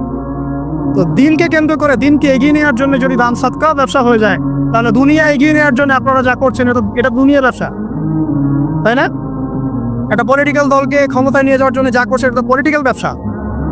একটা একটা আদর্শ দর্শন সমাজে প্রতিষ্ঠার জন্য যা করছে এটা আদর্শিক ব্যবসা হচ্ছে। তাহলে জায়নিজম প্রতিষ্ঠা করতে যাচ্ছেন, তো এটা জায়নিজম ব্যবসা হচ্ছে। কমিউনিজম প্রতিষ্ঠা করতে যাচ্ছে, কমিউনিজম ব্যবসা হচ্ছে। মানে সব তো ব্যবসা হচ্ছেই। তাও শুধু ধর্মের দিকে চলতেন কেন? আশ্চর্য ব্যাপার। তো ধর্মের বিষয়ে তো মানুষ সৎকা করবেই। দান সৎকা না করলে মানুষের সম্পদ বাড়বে কিভাবে? যাকাত, দান সৎকা এগুলো ইসলামের অংশ। আল্লাহ পাক আমাদেরকে বেশি বেশি দান সৎকা করার তৌফিক দান করুন। তারপরে চলে আসেন এইভাবে রাতে আমলগুলো গুছিয়ে শেষ রাত্রে ওঠার চেষ্টা করে। আমি যে বললাম রাতটাকে এনজয় করার জন্য আল্লাহ পাক বলেছেন, একদম শেষ রাত্রে আল্লাহ পাক ওঠার তৌফিক সবাইকে দান করুন। আমাকে, আপনাদের সবাইকে দান করুন। শেষ রাত বলতে কোনটা? রাতকে 3 ভাগে ভাগ করতে হবে। কয় ভাগে? একদম শেষের অংশ। মনে করেন যে 1টা থেকে 4টা বা 5টা বা 1.5টা থেকে 5টা, এই যে অংশটা আছে না, এটা হচ্ছে শেষের অংশ। এই অংশটা এত বেশি মূল্যবান। এই সময় মানুষ ঘুম থেকে উঠে যে দোয়া করে, লা ইলাহা ইল্লাল্লাহ ওয়াহদাহু লা শারীকা লাহু লাহুল মুলকু ওয়া লাহুল হামদ ওয়া হুয়া আলা কুল্লি শাইইন কাদির। এরপরে বলে সুবহানাল্লাহ, আলহামদুলিল্লাহ, ওয়া লা ইলাহা ইল্লাল্লাহ, আল্লাহু আকবার, লা হাওলা ওয়া লা কুওয়াতা ইল্লা বিল্লাহ, আল্লাহুম্মা গফিরলি। এরপর হাত তুলে দোয়া করলে যা চাবেন তাই পাবেন। এই সময় একটা হাদিস দিয়ে আমি ইতি টানতেছি, শেষের দিকে আসছি। আল্লাহ রাব্বুল আলামিন হাদিসে কুদসির মধ্যে বলেছেন, শেষ রাতের এই অংশে আল্লাহ পাক প্রথম আসমানে নেমে আসেন। আরশে আজিম কত উপরে, আল্লাহ প্রথম আসমানে নেমে আসেন। মানে আল্লাহ পাকের রহমত কি হয়? একদম কাছাকাছি চলে আসে। আল্লাহ পাক দোয়া কবুল করার জন্য বলেন, কে আছো আমাকে ডাকবে। আল্লাহ পাক আহ্বান করেন, কে আছো পৃথিবীবাসী আমাকে ডাকবে, আমি তার ডাক সাড়া দিব। কে আছো আমার কাছে দোয়া করবে, আমি তার দোয়া কবুল করব। কে আছো আমার কাছে ক্ষমা চাইবে, আমি তোকে ক্ষমা করে দিব। কে আছো অসুস্থ, আমার কাছে শেফা চাইবে, শেফা দিয়ে দিই। আল্লাহ পাক আহ্বান করতেই থাকেন ফজরের পর্যন্ত। কি পর্যন্ত? আর ওই সময় এই যে সারা রাত জায়গায় মানুষ ওই সময় ঘুম দেয়, তাই না? ঠিক ওই সময় দেখবেন শহর কেন্দ্রিক জীবনে লক্ষ লক্ষ মানুষ জেনা করতেছে ওই সময়। ঠিক ওই সময়টাতে দেখবেন যে লক্ষ লক্ষ মানুষ মদ খাচ্ছে, লক্ষ লক্ষ মানুষ পর্নোগ্রাফি দেখতেছে, মুভি দেখতেছে, চায়ের দোকানে আড্ডা পিটাচ্ছে, শপিং করতেছে, কি না করতেছে। আল্লাহ পাকে আহ্বান করছেন ওই সময়। আল্লাহ পাকে আহ্বান করছে, কে আছো আমাকে ডাকবে, কে আছো। মানুষ এই কাজ করতে থাকে। অথচ আল্লাহ পাক জাহান্নাম সৃষ্টি করেছেন কাদের জন্য? আমাদের জন্য। জান্নাত কাদের জন্য? আমাদের জন্য। তো আল্লাহ পাক এই সময়টাকে কাজে লাগানোর তৌফিক আমাদেরকে দান করুন। এই সময় উঠে যতটুকু আপনার সামর্থ্য হয়, 2 রাকাত পারলে 2 রাকাত, 4 পারলে 4, 6 পারলে 6, 8 পারলে 8, 20 পারলে 20, যত রাকাত পারেন আপনি 2 করে নফল নামাজ পড়তেই থাকেন। এই সময় নবীজি নামাজ পড়তেন এমন ভাবে যে তার পা ফুলে যেত। 1 রাকাতে 4.5 পারা কোরআন তেলাওয়াত করেছেন। আমাদের তো এত ক্ষমতা নেই। আছে নেই। সূরা ইখলাসটাই পড়েন, 1 বার না পড়ে 10 বার পড়েন, 20 বার পড়েন, পড়া যাবে না? 1 রাকাতে 12 বার সূরা পড়া যাবে না? যাবে। একটা আয়াতও বারবার পড়া যাবে না? আপনি রাকাতটাকে লম্বা করেন, রুকুকে লম্বা করেন, সিজদাকে লম্বা করেন, যত দোয়া আছে এই সিজদার মধ্যে ঢেলে দিব। এই ডিজিটাল নামাজ বাদ দেন। ডিজিটাল নামাজ কি মানে? রুকু করলে সিজদা পাওয়া যায় না, সিজদা করলে আবার পরের আবার তাকবীর তাহরিমা পাওয়া যায় না। মানে তাশাহুদ পড়লে দরুদ পাই না, দরুদ পড়লে আবার কি পাই না, মানে আমি মিলাতে পারি না। মানে দৌড়ের উপর আছি। ইমাম সাহেব দৌড়ের উপর আসছে আমাদেরকে। তো এইসব ডিজিটাল নামাজ ত্যাগ করেন, রিল্যাক্সে নামাজ পড়েন, ঠান্ডা মাথায় রিল্যাক্স। আপনি যে কয়টা সূরা জানেন বারবার রিপিট করতে থাকেন এবং সূরাগুলোর অর্থগুলোর দিকে ফোকাস করেন। অর্থটা মুখস্থ করেন, প্রয়োজন আরবি বোঝেন না, অর্থটা মুখস্থ করেন, করে ওই দিকে আপনি মনোযোগ রাখেন। আর প্রত্যেক রাকাতে একই সূরা পড়বেন না, তাহলে নামাজটা কিন্তু স্বাধীন হয়ে যাবে। সূরা চেঞ্জ করবেন, দেখবেন আপনার মাথাটা বিজি থাকবে, নামাজে মনোযোগ বাড়বে। টিপস। আর কি করবেন, যতক্ষণ মনোযোগ আসে নাই নামাজে থাকেন। রুকু করেছেন, একটু মনে হলো মনোযোগ ডানে চলে গেছে, আবার ফিরাই নিয়ে আসেন, আবার তাসবিহ পড়তে থাকেন। 3 বারই পড়তে হবে, এটা কি লেখা আছে নাকি? 3 বারই পড়তে হবে। আপনি চাইলে 100 বারও পড়তে পারেন না? বাড়ান, সময়টা বাড়ান, নামাজের সময় বাড়ান, তার সেজদার সময় বাড়ান। 2 সেজদার মাঝখানে দোয়া করেন, আছেন আল্লাহুম্মা গফিরলি ওয়ারহামনি ওয়াহদিনি ওয়াআফিনি ওয়ারযুকনি, এগুলোর অর্থ বোঝার চেষ্টা করেন। সেজদায় কি পড়ছেন অর্থ বোঝার চেষ্টা করেন। যদি আপনি নফল নামাজ পড়েন, আপনি আরবি জানেনই না, মোটেই আরবির কোনো নলেজই নাই, একটা দোয়াও জানেন না, পারলে বাংলায় দোয়া করেন, ইনশাআল্লাহ পারা যাবে না? আপনি আরবি জানেনই না, শেখার চেষ্টা করেন, শিখতে থাকেন। যতদিন শেখেন নাই কমপক্ষে অতদিন তো আপনি বাংলায় করতে পারবেন না? ইনশাআল্লাহ আল্লাহ পাক তৌফিক দান করুন। আমি ফরজ নামাজে এই কাজ করতে যান না, এটা নফল নামাজের কথা বললাম। আচ্ছা, এবার নামাজ শেষ করে আপনি আল্লাহর কাছে হাত তুলে দোয়া করুন। এই যে দোয়া নিয়ে আমরা কত ক্যাচাল করি, নামাজের আগে দোয়া, পরে দোয়া, মিলাদে দোয়া করি না, মাহফিলে দোয়া। অনেক আমাদের রংপুরেতে একজন শহীদ হয়ে গেছে মাশাআল্লাহ, এই দোয়া নিয়ে মারামারি করতে পারে। মানে মসজিদে সম্মিলিত মোনাজাত করতো, সে করবে না, একদল করে না, একদল করবে, এই নিয়ে মারামারি করতে করতে একজন শহীদ না এটা। তো এত যে দোয়া নিয়ে ফিকির, হুজুরকে ডেকে এনে দোয়া করান, মায়ের জন্য দোয়া, বাপের জন্য দোয়া, কুলখানি 40টা, কত কি করেন। শেষ রাত্রে হাতটা তুলে আল্লাহর কাছে দোয়া করেন। দোয়ার আগে খালি একবার বলবেন, আগে আল্লাহর প্রশংসা করবেন, বলবেন আলহামদুলিল্লাহ, তারপরে বলবেন আল্লাহুম্মা সাল্লি আলা মুহাম্মদ, মানে প্রথমে আল্লাহর প্রশংসা, তারপরে রাসূল সাল্লাল্লাহু আলাইহি ওয়াসাল্লামের প্রতি দরুদ, তারপরে বলবেন রব্বিক ফিরলি, আল্লাহ আমাকে মাফ করো। এরপরে আপনি আপনার দোয়া করুন, যত দোয়া আছে, আধা ঘন্টা লাগুক, 1 ঘন্টা লাগুক, দোয়া করতেই থাকবেন। চোখ দিয়ে পানি না বের হওয়া পর্যন্ত চেষ্টা করতেই থাকবেন, পারবেন না? মানে আল্লাহর কাছে কবুল করে নিবই এরকম। আর এই যে সবচেয়ে বড় ওসিলা, একদিন বলে দিয়েছিলাম, আল্লাহর কাছে সবচেয়ে বড় ওসিলা দিয়ে দোয়া করবেন। অনেক ওসিলা আছে, যেমন আপনি দোয়া করতে পারেন, আল্লাহ আমি যে এতক্ষণ এই যে আমি 8-10 রাকাত নামাজ পড়লাম, আল্লাহ এই ওসিলায় তুমি আমাকে এটা দান করো। আল্লাহ আমি এই যে কোরআন তেলাওয়াত করেছি, খতম করলাম, এই ওসিলা আল্লাহ তুমি আমাকে এটা দান করো। আল্লাহ আমি গতকালকে এই যে 1000 টাকা সদকা করেছি, এই ওসিলা আল্লাহ পাক তুমি আমার বিপদ দূর করে দাও। এটা ভালো কাজ হচ্ছে ওসিলা। আর সবচেয়ে বড় ওসিলা হচ্ছে আল্লাহ পাকের তাওহীদ, লা ইলাহা ইল্লাল্লাহ। আল্লাহকে বলবেন, আল্লাহ তোমার তাওহীদের ওসিলায় তোমার কাছে আমি এটা চাচ্ছি, ওইটা চাচ্ছি। দেখবেন ইনশাআল্লাহ আপনার রিজিক যদি হালাল হয়, ওই রিজিকে যদি সুদ না থাকে, আর ঘুষ না থাকে, আর দুর্নীতি না থাকে, ইনশাআল্লাহ আপনার দোয়া কবুল হবে। আর এরকম দোয়া কবুলের অনবদ্য মুহূর্তেও দোয়া কবুল হবে না যদি আপনার রিজিকের মধ্যে হারাম থাকে। এবার আপনি ভাবেন যে রিজিকটা কত ইম্পর্টেন্ট। এভাবে রাতটাকে পুরোটাকে এনজয় করেন। এই রাতের মধ্যে স্ত্রীকে সময় দেন, বাচ্চাকে সময় দেন। স্ত্রীকে যে সময়টা দিবেন সেটাও আপনার ইবাদত। এটা বলবে এটা আবার কেমন? এটাই এমনই। যদি আপনি বেগানা করে নারীর সাথে জেনা করেন তাহলে গুনাহ হবে না? জেনার গুনাহ হবে না? স্ত্রীর সাথে সময় কাটালে, এমনকি তার সাথে গল্প করলেও নাকি, তাই বলে বেশি গল্প করতে যায় না। যত বেশি মাথায় উঠাবেন তত বেশি পস্তাবেন। ভালোবাসবেন, এটা আমি বলিনি যে ভালোবাসবেন না, তবে আল্লাহ পাক এবং তার রাসূলের পথে বাধা হয় এমন কোনো কিছুকে স্থান দিন। আমার কথা কি বুঝতে পারছেন? স্ত্রী সন্তান যে হোক না কেন, যে আল্লাহ এবং তার রাসূলের পথে বাধা দিচ্ছে বা আপনার দিনই কাজে প্রতিবন্ধকতা সৃষ্টি করছে, এটাকে আস্তে করে মাইনাস করে আল্লাহ রাসূলকে সর্বোচ্চ অগ্রাধিকার দিবেন, তারপরে তার আগে নয়। তো ভালোবাসবেন, নিঃসন্দেহে ভালোবাসবেন, তবে কোনো কিছুই অতিরিক্ত ভালো না। অতিরিক্ত কোনো কিছুই ভালো। এরপরে আসেন, ওইটাও নাকি সন্তানকে সময় দেন, সেটাও নাকি পরিবারে একসাথে খাওয়া দাওয়া করবেন, সেটাও নাকি। এভাবে পুরো রাত আপনি আপনার জীবনটাকে রাসূলুল্লাহ সাল্লাল্লাহু আলাইহি ওয়াসাল্লামের সুন্নাহ দিয়ে ঢেলে সাজাবেন ইনশাআল্লাহ। আর রাতের ওই যে ক্ষতিগুলো দিয়ে শুরু করেছিলাম, শেষ করে দেই। শোনেন, শুরুতে যে রাতের অনেকগুলো ক্ষতি কথা বললাম, এগুলো যে বললাম চোখ লাগা, বললাম জাদু, বললাম জিন শয়তানের অনিষ্ট, বদনজর, মানুষের হিংসা, এই বিষয়গুলো থেকে বেঁচে থাকার জন্যে আপনাকে কিছু আমল করতে হবে। বলে দিব? আচ্ছা, 1 নাম্বার, সূরা ফালাক, সূরা নাস, সূরা ইখলাস, সকালে 3 বার এবং সন্ধ্যায় 3 বার, সবগুলো 3 বার করে সকালে এবং সন্ধ্যায়। 1 নাম্বার। 2, বিসমিল্লাহিল্লাযী লা ইয়াদুররু মা ইসমিহি শাইউন ফিল আরদ ওয়ালা ফিস সামা ওয়া হুয়া সামিউন আলিম, এই দোয়া সকাল সন্ধ্যায় 3 বার। 2, 3 আয়াতুল কুরসি সকালে 1 বার, সন্ধ্যায় 1 বার, ঘুমানোর আগে 1 বার, 3 বার। মেডিসিন দিচ্ছি, মেডিসিন প্রেসক্রিপশন লিখে নেন।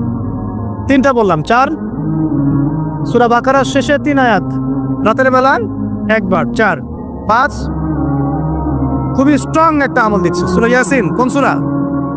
সূরা ইয়াসিন। ফজরের নামাজের পর একবার, ফজরের নামাজের পর একবার, ইনশাআল্লাহ এইসব অনিষ্ট থেকে বেঁচে থাকবে। 6 আউযু বিকালিমাতিল্লাহি তাম্মাতি মিন শাররি মা খালাক, এই দোয়াটা, আউযু বিকালিমাতিল্লাহি তাম্মাতি মিন শাররি মা খালাক, 3 বার, সকালে 3, সন্ধ্যায় 3, 6। আরো আছে 7 হাসবিয়াল্লাহ লা ইলাহা ইল্লা হু আলাইহি তাওয়াক্কালতু ওয়া হুয়া রাব্বুল আরশিল আযীম, সকালে সন্ধ্যায় 7 বার করে, 5 বার করে। সাদ বিন মুয়াজ, নবী করিম সাল্লাল্লাহু আলাইহি ওয়াসাল্লাম এত ভালোবাসতেন তাকে, এত ভালোবাসতেন যে তাকে নিজের মনে করতেন যে সাদ বিন মুয়াজ আনসাররা আমার নিজের। 4টাখানি কথা। এই সাহাবীর খন্দকের যুদ্ধে এই যে হাতের এই দিকে, সম্ভবত হাতের এই রগের মধ্যে একটা তীর এসে লাগে এখানে, এবং তীরটা তিনি বের করতে গিয়ে রক্তটা ছিঁড়ে যায়। এরপর ফিনকি দিয়ে রক্ত বের হওয়া শুরু হয়। চিকিৎসা করে করে রক্ত বন্ধ করা যায় নাই, এবং এই রক্তের প্রবাহিত রক্তেই আল্লাহর ইচ্ছায় তিনি শাহাদাত বরণ করেন, তিনি ইন্তেকাল করেন। নবী করিম সাল্লাল্লাহু আলাইহি ওয়াসাল্লাম প্রচন্ড ব্যথিত হন, মানে মনটা তার খুব নরম হয়ে যায় সাদ বিন মুয়াজ রাদিয়াল্লাহু আনহুর জন্য। তো এই সাহাবীর যখন জানাজার নামাজ পড়ানো হচ্ছে, নবীজি বলছেন 70,000 ফেরেশতা তার নামাজে অংশ নিয়েছে। এই সাহাবীকে যখন কবরে শোয়ানো হয়েছে, নবী করিম সাল্লাল্লাহু আলাইহি ওয়াসাল্লাম পরে জানিয়েছেন কবরের যে মৃদু চাপ, সাদ বিন মুয়াজ রাদিয়াল্লাহু আনহুর কবরেও সেই মৃদু চাপ দেওয়া হয়েছে। আমি কি বুঝাতে পারলাম ভাই? আমাদের কোনো দাম আছে এখন? এখনকার পলিটিশিয়ানদের কোনো দাম আছে? এখনকার সমাজ নেতার কোনো দাম আছে? এখনকার সুদখোরদের কোনো দাম আছে? এই ঘুষখোর দুর্নীতিবাজদের কোনো দাম আছে? আমরা যারা কাঠমোল্লা হয়ে আছি, আমাদের কোনো দাম আছে? সাদ বিন মুয়াজ রাদিয়াল্লাহু না ছাড়ে, প্রশ্নোত্তর পর্ব তাকে না ছাড়ে, আমরা পার পাবো? নবী করিম সাল্লাল্লাহু আলাইহি ওয়াসাল্লাম বলছেন সূরা মুলক তেলাওয়াত করো রাতের বেলা, ইনশাআল্লাহ সূরা মুলকের তেলাওয়াত কবরের আযাব থেকে তোমাকে বাঁচাবে। আর আমাদের তো ভাই কবরে সবাই সাথে যাবে না, গার্লফ্রেন্ড যাবে না, বাপ মা ভাই বোন সবাই যাবে না। একজন ব্যক্তি সুদ খাচ্ছে, জিজ্ঞাসা করে দেখেন কেন খায়, বলবে তার সন্তানের জন্য খায়, তার বউয়ের জন্য খায়, তার বাবা মাকে দেখতে হবে তাই খায়, তাই না? একজন ব্যক্তি ঘুষ খায়, বলবে আমার পরিবারের জন্য খাই। একজন দুর্নীতি করছে, পুকুর চুরি করছে, বলবে দুর্নীতি করছে আমার পরিবারের জন্য খাই, পরিবার ভালো থাকবে। সবার একই এক্সকিউজ যে পরিবার যেন ভালো থাকে, আমার সন্তানরা যেন ভালো থাকে, আগামী প্রজন্মের জন্য কিছু রেখে যেতে পারি, তাই না? এরকম একটা মানুষও কি আপনার সাথে কবরে যাবে? আর এই বোকা মানুষ কেন বোঝে না যে আপনার কবরে আপনাকেই যেতে হবে? তাহলে আপনি কি কারণে, অন্যের কারণে নিজের পরকাল নষ্ট করছেন? অন্যের সুখের জন্য আপনি আপনার পরকাল নষ্ট করছেন। সুদ খাচ্ছেন, দিব্যি মায়ের সাথে জেনা করছেন। আপনাদের এলাকায় নাকি সুদের সমস্যা অনেক বেশি। কয়েকটা হাদিস বলে দেই, আমি ওদেরকে আক্রমণ করতে আসিনি, আমি শুধু তাদেরকে 3টে হাদিস শোনাতে এসেছি। 1 নম্বর হাদিস শোনে, আল্লাহর নবী মুহাম্মদ সাল্লাল্লাহু আলাইহি ওয়াসাল্লাম বলেছেন সুদের পাপের 73টা শাখা আছে। কয়টা? কোন হাদিসে 70টাও আছে, কোন হাদিসে 73টা আছে। বলছেন যে সবচেয়ে নিচের শাখাটা হচ্ছে, সুদের পাপের সবচেয়ে নিচের শাখা হচ্ছে যে যেন কোনো ব্যক্তি তার মাকে রেপ করলো, তার মাকে ধর্ষণ। 1 দিরহাম যে ব্যক্তি সুদ খায়, সহিহ বুখারীর আরেকটা হাদিস এসেছে, সে যেন 36টা মেয়েকে ধর্ষণ করলো। আর আমি একটা কথা বানায় বলছি না, যদি বিশ্বাস না হয় কবি মাদ্রাসা আছে, আলেম ওলামা আছে, গিয়ে বুখারী খুলতে বলেন, পড়তে বলেন, তাহলে একবার পড়তে বলেন, দেখেন যদি না থাকে তাহলে আমাকে এর সাথে থাপ্পড় দিয়ে যায়। যদি না থাকে হাদিস এটা, তাহলে আমার গালে একটা থাপ্পড় দিয়ে যায়। আর যদি থাকে তাহলে আল্লাহর রাস্তায় সুদ খাওয়া ছেড়ে দেন। কোনটা করবেন? চ্যালেঞ্জ করবেন? নবীজি বলেছেন 1টা দিরহাম যে ব্যক্তি সুদ খায়, দিরহাম মানে কি? রৌপ্য মুদ্রা। এটা এখন দেখতে পারবেন না, জাদুঘরে আছে। এখন দেখবেন সব বিকাশ, রকেট, ইলেকট্রনিক মানি, এখন দেখবেন কাগজের মানি সব। এক সময় ছিল দিরহাম। কি ছিল? ওই যে বিখ্যাত একজন খলিফা ছিলেন হারুনুর রশিদ, নাম শুনেছেন? বলা হয় যে হারুনুর রশিদ আব্বাসীয় খলিফাদের সময় ছিলেন উনি। বলা হয় যে উনি প্রতিদিন 1000 দিরহাম মানুষকে দান করতেন, আর দৈনিক 100 রাকাত নফল নামাজ পড়তেন। ওই যে দিরহাম মানে একটা রৌপ্য মুদ্রা। তো 1 দিরহাম যে ব্যক্তি সুদ খায়, বলা হচ্ছে যে সে ব্যক্তি যেন 36টা মেয়েকে ধর্ষণ করলো বা 36 বার জেনা করলো। আরেকটা হাদিস এসেছে, এটা কোরআনেও আছে, হাদিসে তো আছে, কোরআনেও আছে। কি সেটা? আল্লাহ পাক বলেছেন ইয়া আইয়ুহাল্লাযীনা আমানু, হে মুমিনগণ, ইত্তাকুল্লাহ, তোমরা আল্লাহকে ভয় করো, ওয়া যারু মা বাকিয়া মিনার রিবা, সুদের অবশিষ্ট যে টাকা পয়সাগুলো আছে, চক্রবৃদ্ধি হারে যে সুদ খাচ্ছ, ছেড়ে দাও। কারণ ওয়াইল্লাম তাফআলু, যদি তোমরা এটা না করো তাহলে ফাযানু বিহারবিন মিনাল্লাহি ওয়া রাসূল, তাহলে আল্লাহ এবং তার রাসূলের সাথে যুদ্ধের ঘোষণা শোনে না। এই যে সুদের পাপের সবচেয়ে উঁচু শাখাটা হচ্ছে এটা। সবচেয়ে উঁচু শাখা হচ্ছে যে ব্যক্তি সুদ খাচ্ছে, যে দিচ্ছে, যে লিখে রাখছে এবং যে সাক্ষী থাকছে। চারজনকে নবীজি বলেছেন সমান পাপী, সমান পাপী। এরা সবাই মায়ের সাথে জানা করছে, এরা সবাই মায়ের সাথে জানা করছে। কোন আলেমের কাছে গিয়ে ফটো উল্টায় নিয়ে আসতে পারেন? আনেন দেখি। যে ব্যক্তি সুদ খাচ্ছে নিজে, অথবা সুদ খাচ্ছে না অন্যকে খাওয়াচ্ছে, অথবা খাচ্ছেও না খাওয়াচ্ছেও না, লিখে রাখছে খালি সাক্ষী, আর একজন কাতেব একজন সাক্ষী, চারজন। এই চারজনকে নবীজি বলেছেন এরা ইকুয়ালি গিলটি, সমানভাবে পাপী, সমান পাপী। সমান পাপী মানে এরা সর্বোচ্চ লেভেলে পাপ করছে, আল্লাহ এবং রাসূলের সাথে যুদ্ধ করছে, আর সর্বনিম্ন পাপ হচ্ছে এরা মায়ের সাথে জেনা করছে। এবং প্রতি দিরহামে এরা 36 বার করে ধর্ষণের পাপ লেখা হচ্ছে।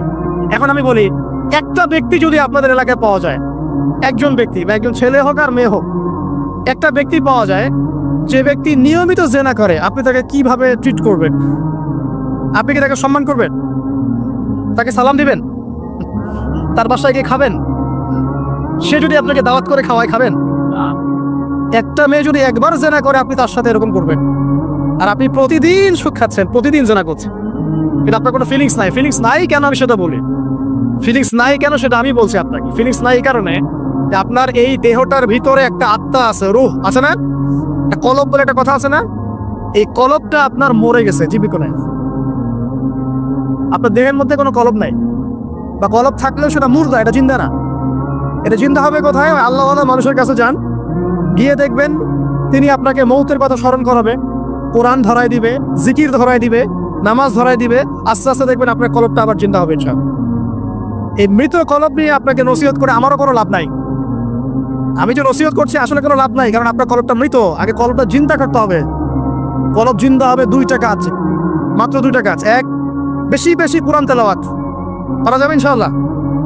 আল্লাহ আমাকে তৌফিক দেখ, আপনাদেরকে তৌফিক দেখ।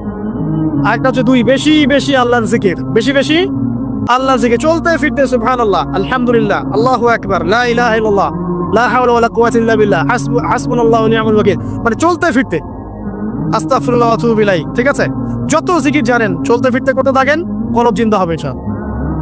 কলব জিন্দা না হলে নসিহত ঢুকে না ভিতরে। এই যে আপনি একটা কথা শুনছেন, আপনি নসিহত গ্রহণ করছেন, আরেক ভাই শুনছে গ্রহণ করছে না, কারণ কি জানেন? আপনার কলবটা জিন্দা, তার কলবটা মুর্দা, এতটুকুই বল। হ্যাঁ, কোরআন সুন্নাহ সবার কাছে আছে না, তো সবাই তো পড়ে হেদায়েত পাচ্ছে না, পাচ্ছে না। কিছু মানুষ পাচ্ছে, কিছু মানুষ পাচ্ছে না। কারণ কি? কারণ এক, তার মনের মধ্যে অনেস্টি নাই, সততা নাই। দুই হচ্ছে তার কলবটা মুর্দা। যদি কলবটা জিন্দা হতো এবং মনের মধ্যে সততা থাকতো, আল্লাহ পাক তাকে হেদায়েত দিতেন ইনশাআল্লাহ। শোনেন, বহু মানুষ আগে মাদকাসক্ত ছিল, পরে হেদায়েত পেয়েছে, হয় নাই? আগে চুরি ডাকাতি করতো, হেদায়েত পেয়েছে, হয় নাই? আগে গান বাজনা করতো, হেদায়েত হয়েছে, হয়নি? অনেকে খেলাধুলা করতো, হেদায়েত হয়েছে, হয় নাই? হেদায়েত হয় কখন জানেন? যখন আল্লাহ পাক কারো অন্তরের মধ্যে অনেস্টি বা সততা দেখেন, তখন আল্লাহ পাক সেখানে হেদায়েত জেলে দেন। এটা আপনার মনের মধ্যে সততা থাকে, আল্লাহ পাক আপনাকে হেদায়েত দিবেন ইনশাআল্লাহ। তো সৎ হন, আল্লাহ পাক সৎ হওয়ার তৌফিক দান করুন, আমিন। যদি অমুসলিম ভাই বোনরাও থাকে, তাদের মনে যদি সততা থাকে, আল্লাহ পাক কোনো না কোনো দিন ওদেরকে হেদায়েত দিবে ইনশাআল্লাহ। দেখে নিন, উমর রাদিয়াল্লাহু আনহু, তিনি রাসূল সাল্লাল্লাহু আলাইহি ওয়াসাল্লামকে জান্নাই তরোয়াল নিয়ে আঘাত করতে, জান্নাই ঘটনা জানেন না? তিনি কিন্তু সৎ মনের মানুষ ছিলেন। হয় ডানে যাবো নাহলে বামে, মাঝামাঝি এসবের মধ্যে আমি নাই। হয় মানবো নাহলে মানবো না। ঠিক আছে, উনি সৎ ছিল, সৎ মনের অন্তর ছিল, স্বতন্ত্র। কেউ জুলুম করেছে, উনি জালেমের পক্ষ নিতেন না, মাজলুমের পক্ষ নিতেন, একদম সরাসরি, ডানে বামে দেখার সময় নেই। সততা ছিল তার মনের মধ্যে, আল্লাহ পাক হেদায়েত দিয়ে দেখেন দ্বিতীয় খলিফা বানিয়ে দিয়েছেন, আলহামদুলিল্লাহ। আর অবশ্যই নবী সাল্লাল্লাহু আলাইহি ওয়াসাল্লামের দোয়া এখানে ছিল। তিনি দোয়া করেছিলেন, আল্লাহ দুইজনের মধ্যে একজনকে হেদায়েত দিও। কে কে? হয় আবু জাহাল ইবনে হিশাম, না হলে ওমর ইবনুল খাত্তাব। আল্লাহ পাক ওমর রাদিয়াল্লাহু আনহুকে কবুল করেছেন, আলহামদুলিল্লাহ। এখনো যদি আল্লাহ পাক কারো মনের মধ্যে সততা দেখেন, ইনশাআল্লাহ তাআলা আল্লাহ পাক আপনাকে হেদায়েত দিয়ে দিবেন। আপনি নামাজ পড়ছেন না, মনটা অনেস্ট আপনার, কারো ক্ষতি করছেন না, কারো ক্ষতির মধ্যে আপনি নাই, কারো সম্পদ লুট করছেন না, ইচ্ছা করে কারো ক্ষতি করার চেষ্টা করছেন না, কাউকে বিপদে ফেলার চেষ্টা করছেন না, আপনি সৎ আছেন মনের দিক থেকে, আল্লাহ চাইলে আপনাকে নামাজি বানাই দিবেন ইনশাআল্লাহ। বানাই দিবে ইনশাআল্লাহ একদিন না একদিন, কারণ আপনার মনের মধ্যে সততা আছে। একজন ব্যক্তি মিউজিক করছে মনে করেন, কিন্তু কোনো মাদকে নাই, জাস্ট মনের তৃপ্তির জন্য করছে, আল্লাহকে বিশ্বাস করে, আল্লাহর সাথে সে ওই ইবলিসের মতো আচরণ করে না। আল্লাহ চাইলে তাকে একদিন হেদায়েত দিতে পারেন ইনশাআল্লাহ। একজন মাদক খাচ্ছে, মনে করেন সে মাদক খাচ্ছে মনের কষ্টে, হতাশা, চাকরি বাকরি পায় না, পরিবার থেকে চাপ, গার্লফ্রেন্ড ছেড়ে চলে গেছে, এখন মদ খাওয়া শুরু করছে। ও মনে করছে এখানে গেলে শান্তি পাবে, কিন্তু আল্লাহ বলে একজন আছে, সে বিশ্বাস করে, নামাজ মানে, কোরআন মানে, কেবলা মানে, নবীকেও মানে, কিন্তু সে জানে যে আমি একটা পাপ করছি, তার মনটা সৎ। আল্লাহ চাইলে ওই ব্যক্তিকে তওবা সুযোগ দিতে পারেন ইনশাআল্লাহ। কাকে দিবেন না জানেন? এই যে এখনকার বুদ্ধি বিক্রেতাগুলোকে নাও দিতে পারে। কথা বুঝতে পারেন নাই? যারা জানে যে কোরআন সত্য, যারা জানে যে হাদিস সত্য, যারা জানে ইসলামী চূড়ান্ত ধর্ম, যারা জানে সত্য মিথ্যার চূড়ান্ত মানদণ্ড আল্লাহর ওহী, তারপরেও দুনিয়ার স্বার্থে, পলিটিক্যাল স্বার্থে, সমাজের স্বার্থে সে ইসলামের বিরোধিতা করছে, আল্লাহ পাক এদেরকে হেদায়েত দিবেন না। এত সহজ না, মনটা সৎ হতে হয় আগে। যারা জানে যে কোরআন সুন্নাহ একদম সত্য, চিরায়ত সত্য, তারপরেও এর বিরোধিতা করছে, আল্লাহ পাক আবা ওয়াস্তাকবার এদেরকে হেদায়েত দেন। আল্লাহ পাক বলেছেন কোরআনে যে সবাইকে আমি হেদায়েত দিব না, সবাইকে দিব না, বরং বেশিরভাগকেই দিব না। কলিলুম মিন ইবাদিয়াশ শাকুর, আমার শুকরগুজার বান্দা হবে খুবই অল্প, খুবই অল্প। আবার এই উম্মতের মধ্যে আবার ৭৩ দল, তার মধ্যে এক দল জান্নাতে যাচ্ছে, তাই না? মান আলাইহি ওয়া আসহাবি, আমি যার উপরে আছি, আমার সাহাবীরা যার উপরে আছে। আল্লাহ পাক আমাদের সবাইকে একটা সৎ হৃদয়ে লালন করার তৌফিক দান করুন। যেটা জানি না হয়তো আমল করতে পারছি না, জেনেছি কোরআনে আছে, জেনেছি হাদিসে আছে, জেনেছি ইসলাম মানবো ইনশাআল্লাহ। এটা আমার বুঝে আসুক বা না আসুক, আমি বুঝে আসুক বা না আসুক, আর জানছি এটা অন্যায়, এটা অশ্লীলতা, এটা পাপাচার, এটা নাজায়েজ, কোরআন সুন্নাহর মানদণ্ডে এটা চলে না, বাস চলে না। কোরআন সুন্নাহ চলে না, আমিও মানব না, সিম্পল। আর কোরআন সুন্নাহ চলে না, কেউ যদি জোর করে মানায়, তখন কি করব? তখন হাতটা তুলবেন শেষ রাতে হাতটা তুলে বলবেন, আল্লাহুম্মা ইন্না নাজআলুকা ফি নুহুরিহিম ওয়া নাউযু বিকা মিন শুরুরিহিম। আল্লাহ, আমি তোমাকে এই শত্রুদের সামনে দাঁড় করায় দিলাম, তুমি এখন বুঝো। কথা বুঝতে পারেন নাই? আপনি আল্লাহকে বলবেন, আল্লাহ আমরা তোমাকে ইসলামের বিরোধী শক্তি আর মুসলিমদের মাঝখানে দাঁড় করায় দিলাম, তুমি এদের সাথে বোঝাপড়া করো। আল্লাহ, আমার ক্ষমতা নেই। আল্লাহ পাক পারবেন না? আল্লাহ দুর্বল নাকি? অথবা বলবেন, আল্লাহুম্মা কফিনিহিম বিমা শি'তা, আল্লাহ যেভাবে ইচ্ছা তুমি এদের বিরুদ্ধে আমার জন্য যথেষ্ট হয়ে যাও। এই দোয়াটা কে করছিল? কে বলতে পারবেন? সূরা বুরুজ পড়েছেন? সূরা বুরুজ একটা বালকের কথা আছে না? ওই বালককে যে তীর মারা হলো, ওই বালককে মারা হয়, বালক মরে না, পাহাড় থেকে ফেলে দেয়, মরে না, সমুদ্রে ফেলে দেয়, মরে না। পরে বালক বললো যে একটা কাজ করেন, রাজাকে বলছে একটা কাজ করেন, সব জনগণকে মাঠে জড়ো করেন, তারপরে একটা তীর নেন, নিয়ে বলেন যে বিসমিল্লাহি রব্বি হাযাল গোলাম, এই বালকের রবের নামে আমি তীর ছুড়লাম, এটা বলেন, আমি মারা যাব। এই বালক নিজের জীবনটা উৎসর্গ করলো এভাবে। তখন ওই স্বৈরাচারী শাসক সে কি করলো? ওই তীরটা বের করে বলছে বিসমিল্লাহি রব্বি হাযাল গোলাম বলে তীর ছুড়লো, বালকটা মারা গেল, বালকটা শহীদ হয়ে গেল। এবং এই দৃশ্য দেখে সমস্ত এলাকার মানুষ বুঝলো যে আসলে এই রাজা আল্লাহ নয়, এর উপরে একজন আল্লাহ আছে, যার নামে তীর ছুড়লে সে মুসলিম। তখন এই সবগুলো লোক মুসলিম হয়ে যায়। তারপর ওই রাজা কি করেছে? এই সবাইকে আগুনে ফেলে দিয়েছে।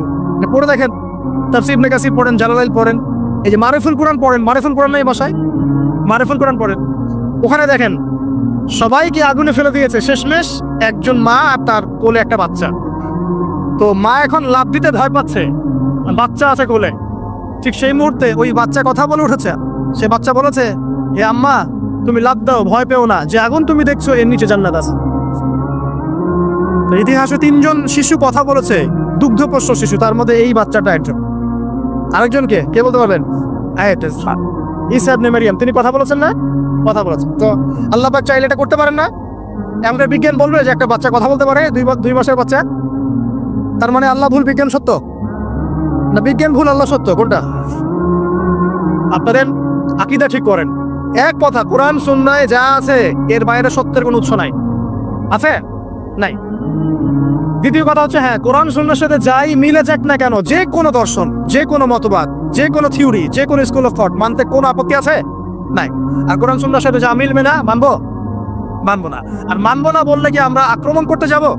না। আমরা কি করব? আমরা আমাদের মতবাদটা প্রচার করব। ধর্মে কি বাড়াবাড়ি আছে? জোর করে মুসলিম বানাতে হবে? হবে না। আমরা ইসলামের দাওয়াতটাকে যুগোপযোগীভাবে বিজ্ঞান দিয়ে, দর্শন দিয়ে, দলিল প্রমাণ দিয়ে মানুষের সামনে উপস্থাপন করব। যারা গ্রহণ করার করবে, যারা করার না করার করবে না। লাকুম দীনুকুম ওয়ালিয়া দিন, তোমাদের দিন তোমাদের, আমার দিন আমাদের। আল্লাহ নবীকে আল্লাহ পাক বলেছেন, ফাযাক্কির ইন্নামা আনতা মুযাক্কির, তুমি উপদেশ দাও, তুমি শুধুমাত্র উপদেশদাতা। লাস্তা আলাইহিম বিমুসাইতির, তুমি কারো প্রতি দারোগা নও। জোর করে চাপিয়ে দিতে হবে না, ইসলাম দিতে হবে না। আল্লাহ পাক আমাদের সবাইকে পরিপূর্ণ ইসলাম পালন করার তৌফিক দান করুন, আমিন। অনেক গভীরে চলে আসছি, আসেন আবার রাতে চলে আসি। রাত কিভাবে মানে এনজয় করতে হয় রাতটা কিভাবে এনজয় করতে হয় এটাই আমাদের আজকের লেকচারের টপিক। মানে আমরা কিন্তু জীবনটাকে অনেক বোর মনে করছি না, এই যে ব্যবসা বাণিজ্য চাকরি বাকরি বিবি বাচ্চা পরিবার অনেক অনেক যন্ত্রণা নাকি অনেক সমস্যা, না? কিন্তু আল্লাহ পাক ইসলাম দিয়েছেন কিন্তু জীবনটা উপভোগ করার জন্য। কি জন্যে? উপভোগ করার জন্য। আমরা কি ভাবতাম আল্লাহ পাক ইসলাম আসলে কি জন্য দিলেন মানব জাতির? উত্তর হচ্ছে তিনটা। এক, ইহকালীন সাফল্য, এক। দুই, পরকালের মুক্তি, আর তিন হচ্ছে আপনার জীবনটাকে উপভোগ করার জন্য। আপনি জীবনটাকে ইসলাম দিয়ে যেভাবে উপভোগ করতে পারবেন অন্য কোনো বিষয় দিয়ে পারবেন পারবেন পারবেন না। আসেন দেখেন কিভাবে। রাতটা নিয়ে কথা বল। এই যে রাত হয়ে গেল, আমরা আয়াতুল কুরসি পড়বো, আমরা সূরা বাকারা 6 আয়াত পড়বো, সূরা মুলক পড়বো, আরেকটা সূরা বলি সূরা ওয়াকিয়া। কোন সূরা এটা? কোন সূরা? ইযা ওয়াকাআতিল ওয়াকিয়া, এই সূরাটা। এই সূরাটা যে ব্যক্তি রাতের বেলা পড়বে, একটা বর্ণনা এসেছে যে দারিদ্রতা আপনাকে স্পর্শ করবে না। এই যে সুদ খাচ্ছে কি জন্য? টাকার জন্য তো নাকি? টাকা পয়সা ধন দৌলত করবেন, এই তো আপনার উদ্দেশ্য নাকি? এই জন্যই তো মায়ের সাথে জানা করছেন, তাই তো? আল্লাহ বলছেন সূরা ওয়াকিয়া পড়েন, আপনার দারিদ্রতা দূর হয়ে যাবে। বিশ্বাস হচ্ছে না? রিজিক কার হাতে? না, রিজিক তো আমাদের হাতে। এটা মানুষ বিশ্বাস করে না আসলে।